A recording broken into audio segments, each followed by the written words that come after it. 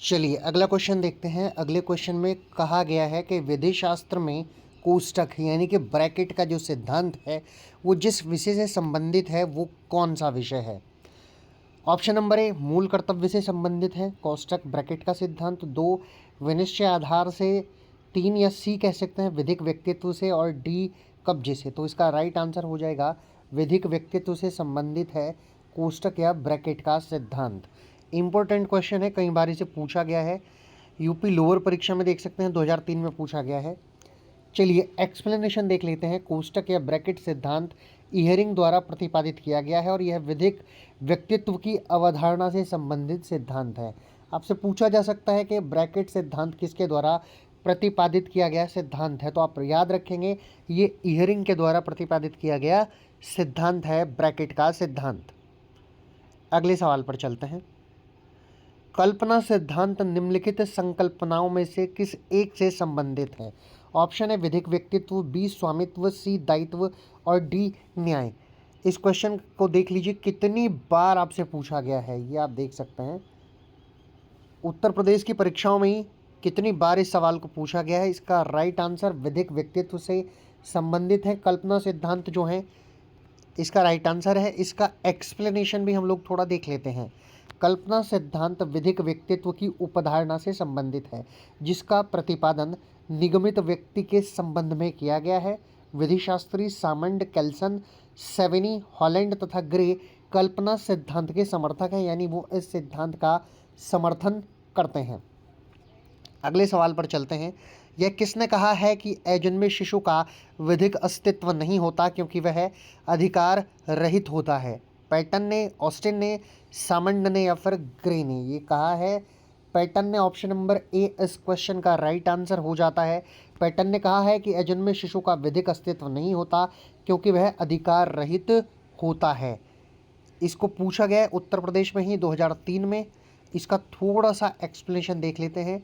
Pattern ने अजन्मे शिशु की विधिक स्थिति की व्याख्या करते हुए कहा है कि अजन्मे शिशु की विधिक अस्तित्व नहीं होता क्योंकि वह अधिकार रहित होता है। अगला क्वेश्चन है निम्नलिखित की विधिक स्थिति का सही उत्तर दीजिए। अजन्मे व्यक्ति का कोई विधिक व्यक्तित्व नहीं होता। बी अजन्मे व्यक्ति का कर्तव्य की दशाओं में विधिक व्यक्तित्व होता है। सी मस्जिद एक विधिक व्यक्ति है। या डी जानवर एक विधिक व्यक्ति है। तो इसका right answer option number B हो जाएगा। अजन्मे व्यक्ति का कर्तव्य की दशाओं में विधिक व्यक्तित्व होता है। सवाल को दो बार पूछा गया है, आप देख सकते हैं रेड पेन से लिखा हुआ है कहाँ कहाँ पूछा गया है। इसको थोड़ा सा इसका जो एक्सप्लेनेशन है उसको भी देख लेते हैं। केवल जीवित व्यक्ति ही विधिक व्यक्ति नहीं होते, गर्भ में स्थित अजन्मा बालक भी विधिक व्यक्ति माना जाता है। उसके प्रति अन्य लोगों के केवल विधिक कर्तव्य होते हैं, उसके विरुद्ध अधिकार प्राप्त नहीं होते जबकि वह अजन्मा विधिक अधिकार धारण करता है। यह आप याद रखेंगे। बढ़िया सवाल है, कई बार ऐसे सवाल पूछे जाते हैं अजन्मे बच्चे को लेकर या छोटे बच्चे को लेकर। ज्यूरिस्प्रूडेंस में कई बार सवाल पूछा गया है। आगे चलते हैं। निम्नलिखित में से किस वाद में यानी केस लॉ में भारत के उच्चतम न्यायालय ने निर्णित किया है कि गुरु ग्रंथ साहिब एक विधिक व्यक्ति है। आपके ऑप्शन दिए गए हैं, इसमें सही है आंसर ऑप्शन नंबर बी। शिरोमणि गुरुद्वारा प्रबंधक कमेटी बनाम सोमनाथ दास में उच्चतम न्यायालय ने निर्णित किया है कि गुरु ग्रंथ साहिब एक विधिक व्यक्ति है। ये देख सकते हैं सवाल को पूछा गया है 2005 में और सन 2000 का सुप्रीम कोर्ट का ये मामला था। शिरोमणि गुरुद्वारा प्रबंधक कमेटी अमृतसर बनाम सोमनाथ दास। अगले क्वेश्चन पर चलते हैं। प्रिवी काउंसिल ने किस मामले में अभय निर्धारित किया है कि मस्जिद न तो वाद दायर कर सकती है और न ही इसके विरुद्ध वाद दायर किया जा सकता है क्योंकि विधि की दृष्टि में वह कृत्रिम व्यक्ति नहीं है। मौला बख्श बनाम हजीजुद्दीन, मस्जिद शाहगंज बनाम शिरोमणि गुरुद्वारा प्रबंधक समिति, हाशिम अली बनाम इफ्तारा बेगम, हैदर हुसैन बनाम सुदामा प्रसाद। राइट आंसर है ऑप्शन नंबर बी मस्जिद शाहगंज बनाम शिरोमणि गुरुद्वारा प्रबंधक समिति। अगले सवाल की तरफ चलते हैं। उससे पहले देख लीजिए इस 2004 में पूछा गया है, इसका थोड़ा एक्सप्लेनेशन दिया हुआ है, उसको देख लेते हैं। मस्जिद शाहगंज बनाम शिरोमणि गुरुद्वारा प्रबंधक समिति 1940 पीसी के मामले में यह अभय निर्धारित किया गया कि मस्जिद कृत्रिम व्यक्ति नहीं है, इसलिए न तो मस्जिद वाद दायर कर सकती है और न इसके विरुद्ध वाद दायर किया जा सकता है। अगला सवाल देखते हैं। निम्नलिखित में से किस वाद में न्यायालय ने निगमित व्यक्ति का पर्दा हटाया? इंपॉर्टेंट क्वेश्चन, याद रखिएगा आप।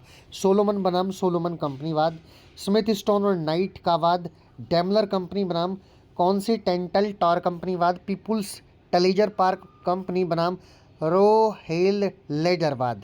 इसका right answer option number C है, यानी डेमलर कंपनी बनाम कॉन्टिनेंटल टायर कंपनी। ये 1916 का वाद है। इस वाद में निगमित व्यक्ति का पर्दा हटाते हुए न्यायालय ने अभिनिर्धारित किया कि कंपनी की वास्तविक प्रकृति की अवधारणा करने के लिए निगमन का पर्दा हटाना आवश्यक होता है। 2006 में इस सवाल को पूछा गया है। अगले सवाल पर चलते हैं। निम्नलिखित में से कौन सा सिद्धांत विधिक व्यक्तित्व से संबंधित है? यथार्थवादी सिद्धांत और हित सिद्धांत, कल्पनार्थ सिद्धांत और कोष्ठक सिद्धांत, कोष्ठक सिद्धांत और हित सिद्धांत, इच्छा सिद्धांत और यथार्थवादी सिद्धांत। इसका right answer option number B है, कल्पनार्थ सिद्धांत और कोष्ठक सिद्धांत। चलिए, इस सवाल को पूछा गया है आपकी 2 बार परीक्षाओं में, उत्तर प्रदेश की परीक्षा में 2002 और 2003 में। अगले क्वेश्चन की तरफ चलते हैं। निम्नलिखित में से कौन सा सही नहीं है? व्यक्तित्व न्यायपूर्ण इच्छा की आत्मनिष्ठ संभावना है, विधिक व्यक्ति विधिक अधिकारों एवं कर्तव्यों के धारक होते हैं, विधिक व्यक्तित्व सदैव मिथकीय होते हैं, या व्यक्ति सार सब्सटेंस हैं जिसके अधिकार व कर्तव्य लक्षण है। इसका राइट आंसर आपको बताना है, जिसका राइट आंसर सी है, यानी विधिक व्यक्तित्व के संबंध में यह कथन सही नहीं है कि विधिक व्यक्तित्व सदैव मिथकीय होते हैं। इस सवाल को पूछा गया है 2004 में, देख सकते हैं आप। यानी कि ऑप्शन नंबर सी ऐसा नहीं है कि विधिक जो व्यक्तित्व हैं वो सदैव मिथकीय ही हों। ये बात गलत है। इसने पूछा था कौन सा सही नहीं है, तो इनमें ये सही नहीं है, इसलिए यही इसका राइट आंसर हो जाएगा। आगे चलते हैं। अगला क्वेश्चन है, निम्नलिखित में से कौन सा निगमित व्यक्तित्व का सिद्धांत नहीं है? हित सिद्धांत, कोष्ठक सिद्धांत, कल्पनार्थ सिद्धांत या रियायत सिद्धांत? राइट आंसर हित सिद्धांत, ऑप्शन नंबर ए। इसको पूछा गया है, देखिए 4 बार। हित सिद्धांत का संबंध विधिक अधिकार से है। 4 बार उत्तराखंड और उत्तर प्रदेश की परीक्षाओं में इस सवाल को आपसे पूछा गया है।